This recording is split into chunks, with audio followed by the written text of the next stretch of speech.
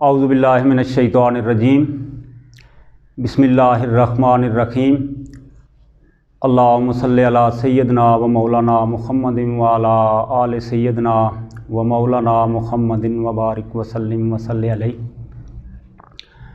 Rabbi यस्सिर व ला तुअस्सिर व तम्मिम bill खैर व बिका नस्तगीस। अज़ीज़ तलबा,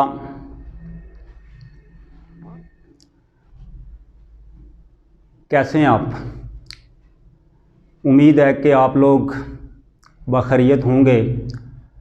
रमज़ानुल मुबारक की बाबरकत सातों से काफ़ी मुस्तफ़ीद हुए होंगे। मैं Shabir Naqibi Dar Arqam school 37 Y Madina town से मुखातब हूँ और इंशाअल्लाहुल अज़ीज़ उर्दू के लेक्चर के हवाले से हाज़िर हुआ हूँ। अज़ीज़ तलबा, आप गौर से लेक्चर को सुनेंगे और उसके मुताबिक आप अमल करेंगे तो इंशाअल्लाह दार अरकम ने जो ये इक़दाम किया है कि आपको घर घर तालीम की सहूलियात को पहुँचाने का, तो आप इससे इस्तिफ़ादा करेंगे। तो उसके मुताबिक आज आप शीट नंबर 1 जो है वो आपके पास पहुँच चुकी है और उसको सामने रखें। और आपके सिलेबस में आप आज का जो लेक्चर है उस हवाले से मैं बात करूँगा कि ख्वाजा हैदर अली आतिश की गज़ल है रुखो जुल्फ़ पे जान खोया क्या, इस हवाले से बात करेंगे। तो सबसे पहले मैं आपसे ये गुफ्तगू करना चाहता हूँ कि गज़ल होती क्या है। तो बेटा, गज़ल का लुग़वी माना जो है ये औरतों से बातें करना है और इसका दूसरा मीनिंग जो है वो ये है कि गज़ल का लफ्ज़ गज़ाला से निकला है और गज़ाला के मानी हिरन के हैं। जब हिरन जो है वो अपनी जगह पे, अपने मकाम पे या अपने घर में होता है और शिकारी शिकार करने वाला उसके शिकार के लिए निकलता है और जब आमना सामना हो जाता है शिकारी का और हिरन का, तो शिकारी अपनी गन निकाल कर, अपनी बंदूक निकाल कर जब फायर करता है, अभी हिरन को गोली नहीं लगती, उसके लगने से पहले हिरन के मुंह से, उसकी ज़बान से जो आवाज़ निकलती है उसको गज़ल कहते हैं। असल में बिल्कुल जो होता है आशिक आदमी, आशिक की मिसाल उसी हिरन की है कि आशिक ये समझता है कि अगर मुझे अपना माशूक ना मिला, मुझे अपना महबूब ना मिला, तो मैं बिल्कुल तबाह हो जाऊंगा, बर्बाद हो जाऊंगा, ख़त्म हो जाऊंगा। जिस तरह के हिरन ये सोचता है कि मुझे गोली लगेगी तो मैं ख़त्म हो जाऊंगा, इसी तरह आशिक की ज़िंदगी गोया के क्या होती है, अपने महबूब का वसाल होता है। जैसे कि शायर कहता है, शराबे वसल से पहले तो मैं वज़ू कर लूँ, शराबे वसल से पहले तो मैं वज़ू कर लूँ और नमाज़े इश्क पढ़ूँ तो इस तरह से पढ़ूँ कि एक ही सजदे में सारी नमाज हो जाए। तो अज़ीज़ तलबा, सबसे पहले ये गज़ल की मुख्तसर सी वज़ाहत थी। उसके बाद जो दूसरा है कि गज़ल के शायर का नाम, इस गज़ल के शायर का नाम ख्वाजा हैदर अली आतिश है। ये आप अपनी बुक्स को खोलें और लेक्चर के बाद आपने ये करना है कि इसका ख्वाजा हैदर अली आतिश का आपने पूरा उसकी रीडिंग करनी है। और रीडिंग करने के बाद जब आप गज़ल की तशरीह करेंगे, इम्तिहानी नुक्ता नज़र से जब आप गज़ल की तशरीह करेंगे तो सबसे पहले आपने ऊपर लिखना है, वो शेर लिखना है और नीचे शायर का नाम लिखना है। अगर आप शायर का नाम नहीं लिखेंगे तो गोया के आपकी जो मार्किंग है उसमें फ़र्क आता है। इसलिए शायर का नाम, इम्प्रेशन को बढ़ाने के लिए आपने शायर का नाम लाजमी लिखना है चाहे एग्जामिनर ने शायर का नाम पूछा है या नहीं पूछा, इन हालात को मलूज़े खातर रखते हुए आपने शायर का नाम लाजमी लिखना है। तो सबसे पहले आप देखें कि ये शेर है, रुखो जुल्फ़ पे जान खोया क्या, अंधेरे उजाले में रोया क्या। तो बेटा ये रुख का माना होता है चेहरा, रुख का माना होता है मुंह, और जुल्फ़ का माना होता है बाल। बालों को जुल्फ़ें कहते हैं।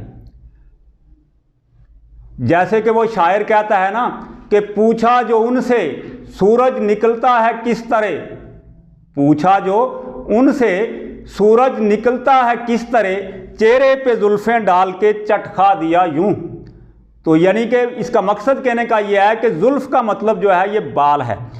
तो रुख का माना चेहरा, जुल्फ़ का माना बाल, और जान खोना, जान खोया क्या, जान खोना का मतलब है कि जान को कुर्बान करना। जान खोना का मतलब क्या है, जान को कुर्बान करना।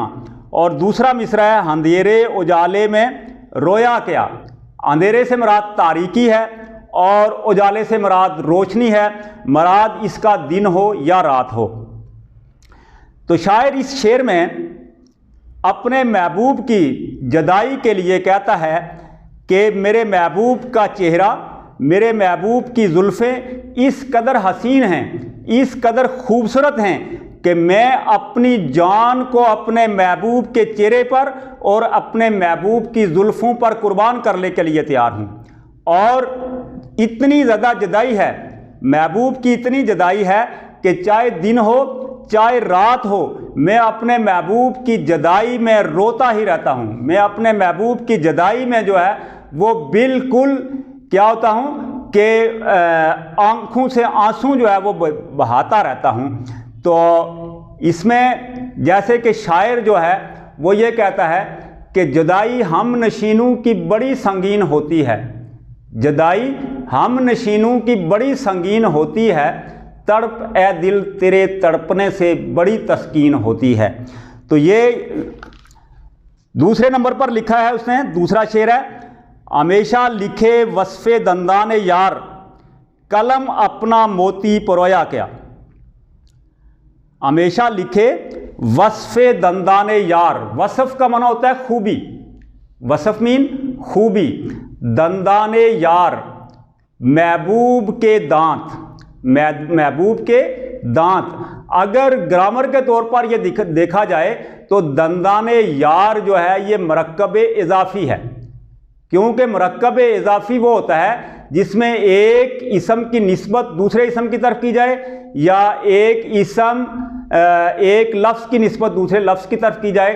तो चूंकि ये यार की निस्बत जो है वो दांतों की तरफ हो रही है, तो इसलिए वो कहता है कि हमेशा लिखे वस्फ़े दंदाने यार, कि मैंने हमेशा अपने महबूब के दांतों की खूबियाँ लिखी, अपने महबूब के दांतों की खूबियाँ लिखी। यानी कि गोया के शायर जो है वो अपने महबूब के दांतों की खूबसूरती का तज़किरा करता है। वो कहता है कि मेरे महबूब के दांत जो है वो बड़े खूबसूरत हैं, और वो कहता है कि मैं हमेशा अपने महबूब के दांतों के वसफ़, अपने महबूब के दांतों की खूबियाँ लिखता रहा।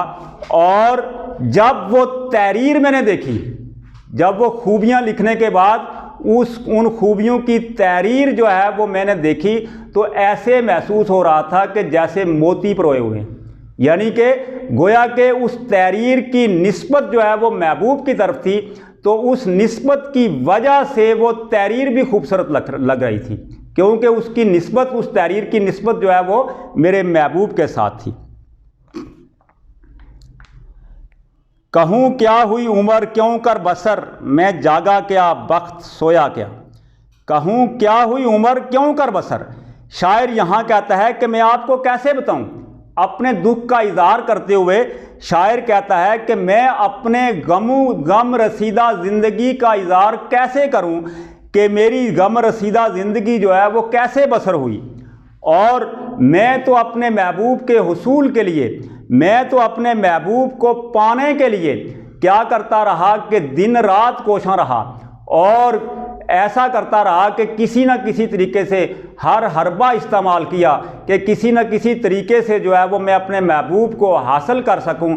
और लेकिन असल में किस्मत में मेरा महबूब मुझे नहीं, मेरी किस्मत में नहीं था। मेरा वक्त जो है वो सोया हुआ था। वक्त मीन किस्मत होता है। मेरी किस्मत जो है वो सोई हुई थी। मैंने तो अपने महबूब को पाने के लिए हर किस्म का जादू किया, हर किस्म की कोशिश की, लेकिन एंड क्या हुआ कि मेरा महबूब जो है वो मुझे नहीं मिल सका। इसलिए वो कहता है, कहूँ क्या हुई उम्र क्यों कर बसर। यारो मैं आपको कैसे बताऊं, मैं बता नहीं सकता कि मेरी उम्र जो है वो कैसे गुजरी है। मैं तो जागता रहा, अपने महबूब के उसूल के लिए तन मन धन की मैंने बाजी लगाई, लेकिन मैं जागा और मेरी किस्मत जो है वो सोई रही और मैं अपने महबूब को पा ना सका। इसीलिए शायर जो है वो क्या करता है कि वो अपनी किस्मत पे शिकवा करता है। तो इसके बाद ये चंद मुश्किल अल्फाज के मीनिंग जो है वो मैं लिख लेता हूँ।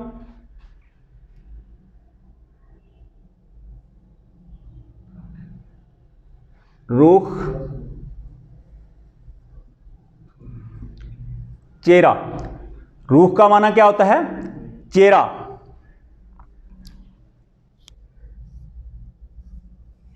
जुल्फ,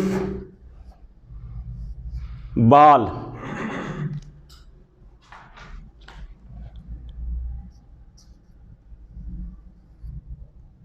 अंधेरा,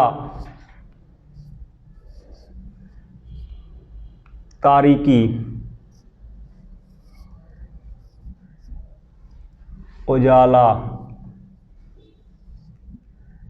रोशनी।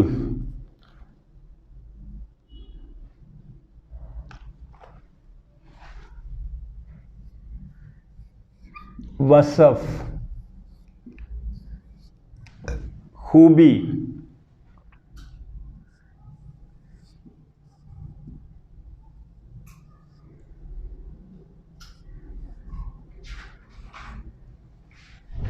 दंदाने यार,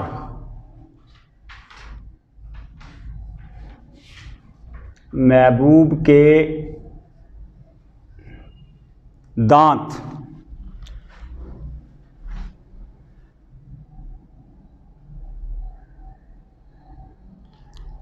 जान खोना, जान कुर्बान करना।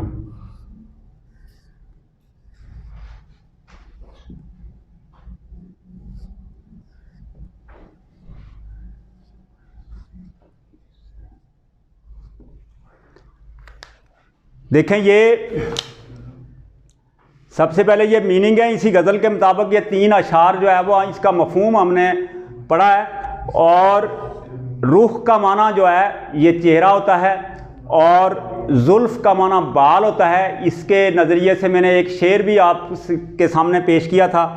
अंधेरे का माना तारीकी है, उजाले के माना रोशनी है और वसफ़ का माना खूबी है। वसफ़ की जमा जो है वो औसाफ होती है। इसी तरह दूसरी साइड पर देखें तो दंदाने यार, यार के दांत यानी महबूब के दांत। और ये मरकब इजाफ़ी है। मरकब इजाफ़ी वो होता है कि जिसका उर्दू तर्जमा करें तो का के की आता है और जिसमें एक इसम की निस्बत जो है दूसरे इसम की तरफ की जाती है और उर्दू के तर्जमा में का के की आता है। जैसे दंदाने यार का माना होगा महबूब के दांत, यहाँ क्या आया है? के आया है। जान खोना, जान कुर्बान करना। जान खोना, जान कुर्बान करना। और ये आपने इसकी तशरीह जो है वो अच्छे तरीके से देखनी है। और तशरीह जब आप करेंगे तो इसका तरीक़ेकार ये मैंने पहले आपको बताया है कि शायर का नाम आपने लिखना है और उस तशरीह को कम अज़ कम 1.5 पेज की आपने तशरीह लिखनी है। इसके बाद हमारा दूसरा जो है वो है, ये उन्वान में आप लिखें सच में बरकत है, कहानी है। तो वाक़अतन सच में बरकत है। इसमें जब भी आपने स्टोरी लिखनी है, स्टोरी का तरीक़ेकार ये होता है कि वो हमेशा पास्ट टेंस में होती है, ज़माना माजी में होती है। ज़माना माजी में स्टोरी होती है और उसके लिखने का तरीक़ेकार ये है कि जब भी आप स्टोरी को लिखें तो उसमें उसका स्टार्ट ऐसे करें, शुरू ऐसे करें कि एक दफ़ा का जिक्र है, इससे मुराद ये है कि ये पुरानी बात है, पहले गुजर चुकी है। तो जब भी आप स्टोरी का जो है वो स्टार्ट लेंगे तो आपने लिखना है उर्दू में एक दफ़ा का जिक्र है। तो ये सच में बरकत, इसका ये कहानी ऐसे है कि लिखेंगे आपके एक दफ़ा का जिक्र है कि एक काफ़िला सफ़र पर जा रहा था। एक दफ़ा का जिक्र है कि एक काफ़िला दूर दराज के सफ़र पर जा रहा था। ये स्टोरी को गौर से सुनना, आपके माइंड में इसका स्केच आ जाएगा, फिर आप बुक से पढ़ेंगे तो आपको अच्छे तरीके से याद हो जाएगी। एक दफ़ा का जिक्र है कि एक काफ़िला जो है वो कहीं जा रहा था और उस काफ़िले में एक छोटी उम्र का बच्चा भी था। रास्ते में पूरा दिन सफ़र करने के बाद जब शाम हो गई, काफ़िला थका मांदा था, थकावट हो गई थी, तो उस काफ़िले ने सोचा कि थोड़ी देर जो है वो हम आराम कर लेते हैं। अब हुआ ऐसे कि जब वो अपने आराम करने लगे तो थोड़ी देर के बाद कैराम मच गया कि डाकू आ गए हैं, डाकू आ गए हैं, और लूट कसूट का बाज़ार गर्म जो है वो हो गया और डाकू ने लोगों को लूटना शुरू कर दिया। डाकू हर एक आदमी की तलाशी लेते और उनसे जो उनके पास से जो रुपया पैसा निकलता उसको जो है वो छीन लेते। तो डाकू तलाशी लेते लेते उस बच्चे के पास भी पहुंच गए। बच्चे के पास पहुंचकर बच्चे से पूछा, लड़के बताओ तुम्हारे पास क्या है। लड़के ने आगे से जवाब दिया कि मेरे पास 40 अशरफियाँ हैं। जब उस लड़के की डाकू ने तलाशी ली तो उसकी जेब से, उसकी पॉकेट से कोई अशरफी नहीं निकली, कोई रुपया नहीं निकला, कुछ भी नहीं निकला। उसने समझा शायद ये लड़का मुझसे मजाक कर रहा है और वो चला गया। थोड़ी देर के बाद दूसरा डाकू आया, उसने भी आके इसी तरह पूछा कि लड़के बताओ तुम्हारे पास क्या है। लड़के ने बगैर खौफ के, बगैर किसी वजह के फ़ौरन कह दिया कि मेरे पास 40 अशरफियाँ हैं। डाकू ने तलाशी ली, उसके पास कुछ ना निकला।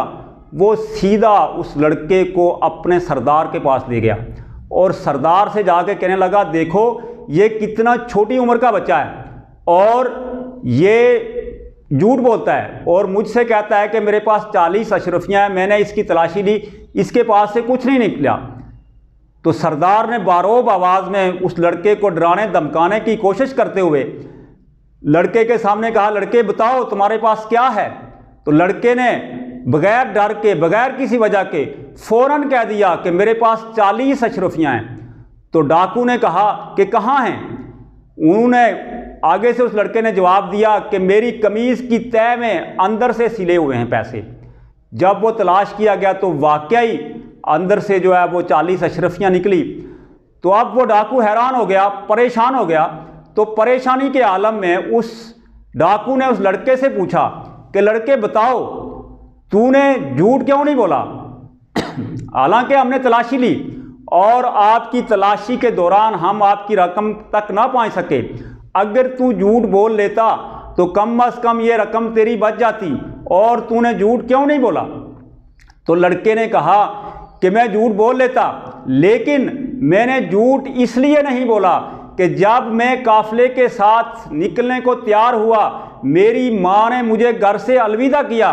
तो माँ ने मुझे कहा था कि बेटा ज़िंदगी में कभी झूठ नहीं बोलना, ये मेरी माँ की तरबियत है और मेरी माँ ने मुझे कहा था कि झूठ नहीं बोलना। इसलिए मैंने अपनी माँ के हुक्म की तामील करते हुए 40 अशरफियाँ क्या, मेरे पास लाखों अशरफियाँ होती, लाखों रकम होती, बहुत लंबी चौड़ी रकम होती, वो भी मैं जो है वो कुर्बान कर देता और माँ के हुक्म को मान लेता। और मैंने इसलिए जो है ये बात की है कि मैं जो है वो क्या करूं कि माँ के हुक्म की तामील करते हुए मैंने क्या किया कि ये सच बोला। तो ये इस सदाकत की वजह से वो डाकू इतना मुतासर हुआ, उसके माइंड में ये बात आई कि ये लड़का अभी इतना छोटा बच्चा है और ये अपनी माँ का हुक्म मानता है, माँ के हुक्म अदूली नहीं करता, और मैं जो हूँ मैं कितना गुनाहगार आदमी हूँ कि मैं अल्लाह का नाफरमान बंदा हूँ, कि मैं अल्लाह के की हुक्म अदूली करता हूँ और उसने क्या किया, उसकी दिल पर इतना इस बात का असर हुआ कि उसने लूटा हुआ माल जो है वो फ़ौरन लोगों को वापस दे दिया और उसके बाद तौबा कर ली। और इससे साबित ये होता है कि वो बच्चा कौन था, वो बच्चा था बाद में हज़रत शेख अब्दुल कादिर जिलानी रहमतुल्लाह अलैह के नाम से मशहूर हुए। और उन्होंने क्या किया कि उनके इस सच की वजह से, उनके इस वजह से जो है वो क्या हुआ कि एक डाकू मुसलमान हुआ। कहते हैं ना कि नगाहे वली में वो तासीर देखी कि बदलती हज़ारों की तकदीर देखी। तो ये देखें कि ये कितने लोगों की तकदीर जो है उस बच्चे के इस कहने की वजह से, इस अमल की वजह से जो है वो क्या हुआ कि उसकी तकदीर जो है बदल गई। तो बेटा एक तो ये स्टोरी है, इससे एक ये भी सबक मिलता है बेटा कि हमेशा किसी भी हालत में, जहाँ भी हूँ, जैसे भी हूँ, देखें ज़िंदगी का मकसद फ़कत पैसा हासिल करना नहीं है। ठीक है, पैसा वक्त की ज़रूरत ज़रूर है, वक्त की ज़रूरत है, लेकिन ज़िंदगी का मिशन पैसा नहीं है। अल्लाह पाक ने हमें दुनिया में जिस मकसद के लिए भेजा वो मकसद कोई और है, और उस मकसद के उसूल के लिए ज़िंदगी में बेटा कभी झूठ नहीं बोलना, कभी झूठ नहीं बोलना। मेरी आवाज़ जो सुन रहा है, मेरा आपको ये मैसेज है कि ज़िंदगी में कभी झूठ नहीं बोलना, चाहे जितना बड़ा नुकसान हो। लेकिन याद रखिए कि वो नुकसान नहीं होता, वक्ती तौर पर तो हो सकता है, लेकिन उसके बहुत बड़े बेनिफिट होते हैं। तो इसके बाद, इस स्टोरी के बाद तीसरे नंबर पर जो हमारा है वो है ख़त। ख़त बेटा ये है, वालिद के नाम आपने ख़त लिखना है। ये भी आपकी बुक पर ख़त नंबर 1 है। आप बुक पर देखेंगे और इसको आपने रीड करना है। मैं आपको इसका स्केच बता देता हूं। इसका स्केच बेटा ये है कि सबसे पहले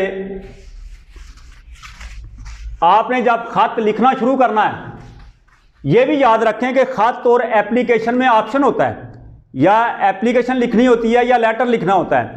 आपको जो बेहतर तरीके से आता हो वो लिखें बोर्ड के इम्तिहानात के नुक्ता नज़र से। तो जब आप जो है वो ख़त लिखेंगे, अगर आप ख़त लिखना चाहें तो ख़त में, ख़त के राइट साइड पर आपने ऐसे लिखना है, आज कमराए इम्तिहान, और उसके नीचे आपने तारीख लिखनी है। फ़र्ज़ किया आप आज ही ख़त लिख रहे हैं, तो आज जो है वो क्या नाम है, 1 जुलाई है, तो आपने ऐसे लिखना है, 1 जुलाई 2020। बेटा ये याद रखने वाली बात है कि बाज़ लोग जो है ना, ये इधर बोर्ड की तरफ देखें, बाज़ लोग ये देखें कि ये जो डॉट लगा हुआ है, ये उर्दू के हिस्से ऐसे ही होते हैं 1 2 3 के हिसाब से। वो जैसे इंग्लिश में बाईं तरफ से शुरू करते हैं ना, वैसे नहीं लिखना। उर्दू में ये हिस्से ऐसे लिखे जाते हैं, 1 2 3 4 5 6 7 8 9 और 10।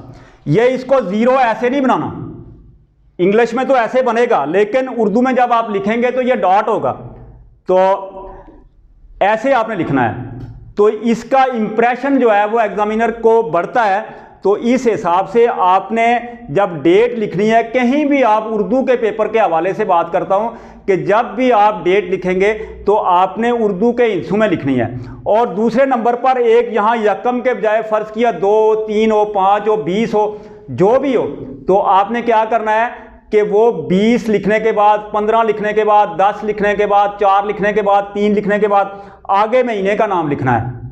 आगे महीने का नाम उर्दू में लिखना है और फिर सन जो है वो इंसू में इसी तरह लिख देना है। और उसके बाद आपने जिसको भी ख़त लिखना है, ये गौर से सुन लें, और जिसको भी आपने ख़त लिखना है उसको मुखातब करना है। मसलन आज का हमारा जो है वो अपने अब्बा जी को ख़त लिखना है, तो आपने लिखना है प्यारे वालिद साहब। उसके बाद क्या करना है, लिखने के बाद आपने यहां से शुरू करना है, प्यारे अब्बा जान,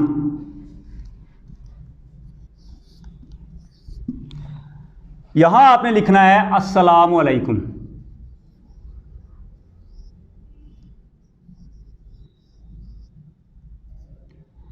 सबसे बड़ी मिस्टेक जो कि अक्सर होती है कि जब आप लोग अस्सलाम वालेकुम लिखते हैं ना तो मीम के बाद वाव डाल देते हैं। मीम के बाद वाव नहीं डालनी, ये बहुत बड़ी मिस्टेक है। अगर आपने वाव डाली तो इसका इतना बैड इंप्रेशन पड़ता है कि आपके नंबर 10 में से फ़ौरन 6-7 हो जाएंगे, सिर्फ इस एक मिस्टेक की वजह से। वाव नहीं डालनी बल्कि मीम के ऊपर पेश डालनी है। उसके बाद आपने सारा मुद्दा जो है वो लिखना है नीचे। और वो क्या है कि वालिद के नाम खत किस वजह से लिखना है आपने, वो आपने नतीजे की इतला देनी है कि मेरा रिज़ल्ट जो है वो बड़ा अच्छा आया है और मैं जो है वो इम्तिहान में आला नंबरों में पास हो गया हूँ। और उसके बाद जो है वो ये सारा अपना मुद्दा बयान करने के बाद आपने एंडिंग ये जो है वो एंड पर ऐसे करनी है। यहाँ आपने लिखना है आपका प्यारा बेटा, नाम नहीं लिखना नीचे, अलिफ बे और जीम। अपने नाम को किसी तरह भी शो नहीं करना। यहां आपने लिखना है आपका प्यारा बेटा, अलिफ बे जीम। यानी कि आपने अपना नाम नहीं लिखना। अगर अपना नाम लिखेंगे तो ये बहुत बड़ी मिस्टेक है, इसलिए कहीं भी अपना नाम नहीं लिखना। ये ख़ास तौर पर दरमियान में जो थीम है वो लिखने से पहले ये अस्सलाम वालेकुम की गलती बेटा कभी नहीं करनी और अपना नाम भी नहीं लिखना, ठीक है। तो ये जो जो काम मैंने दिया है वो क्या काम दिया है कि ये काम है कि आपने गज़ल के पहले 3 अशार ये अच्छे तरीके से आपने वो रेडी करने हैं, घर जाकर पढ़ने हैं। और इसकी कम अज़ कम एक शेर की तशरीह जो है वो 1.5 पेज की होनी चाहिए। दूसरे नंबर पर आपने वालिद के नाम खत जो अभी अभी पढ़ा है हमने, इसको आपने बुक से भी पढ़ना है। और तीसरे नंबर पर जो है वो दिया है कि सच में बरकत, ये स्टोरी भी मैंने आपको समझा दी है, इसको भी अच्छे तरीके से करना है। और जो आपके पास असाइनमेंट है उसको आपने सोल्व भी करना है। MCQ उसके जो हैं वो हैदर अली आतिश से हैं और कुछ इन 3 अशार से बनाए गए हैं और वो आपने सोल्व भी करने हैं, ठीक है। अस्सलाम वालेकुम।